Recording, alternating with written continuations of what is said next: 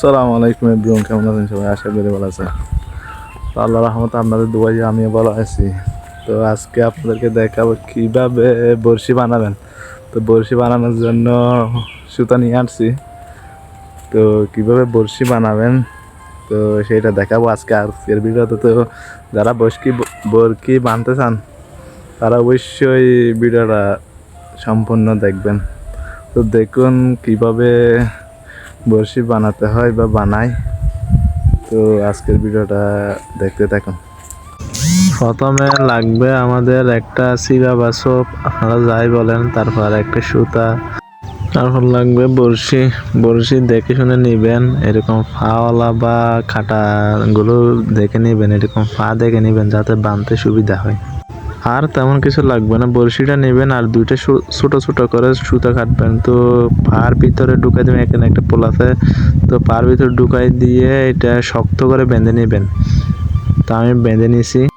বড়শি দোনোটা বাঁধার পর তারপর কী করবেন, দোনোটা একসাথে একটা গিটটা দিবেন, গিটটা যাতে শক্ত করে দিবেন যাতে ছুটে যেতে না পারে।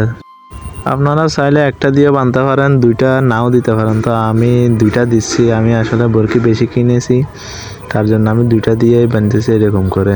আপনারাও চাইলে এরকম করে বাঁধতে পারবেন।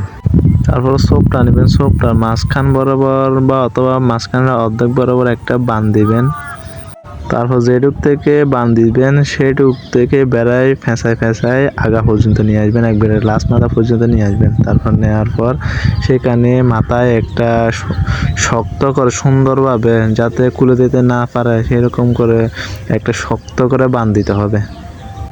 তারপর যেই লসিটা মাথায় সুপের মাথায় বেঁধেছেন সেই লসিটার মাথা ধরে বড়শির মাথার সঙ্গে বেঁধে দিবেন, যাতে শক্ত করে বাঁধবেন যাতে মাছটা ছুটে যেতে না পারে।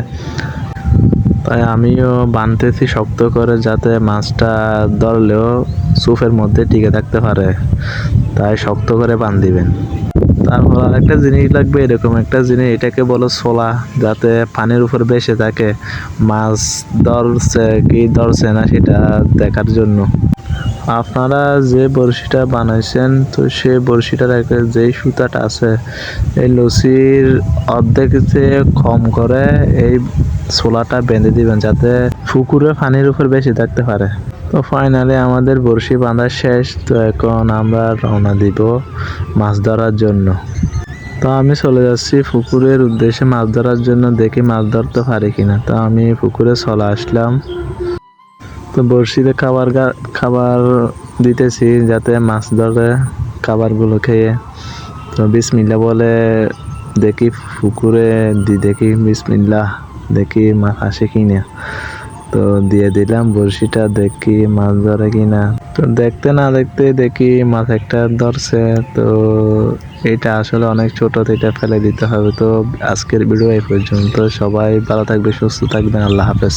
আর বড়শি তৈরি করার ভিডিও কেমন লাগছে কমেন্ট করে জানাবেন। ধন্যবাদ।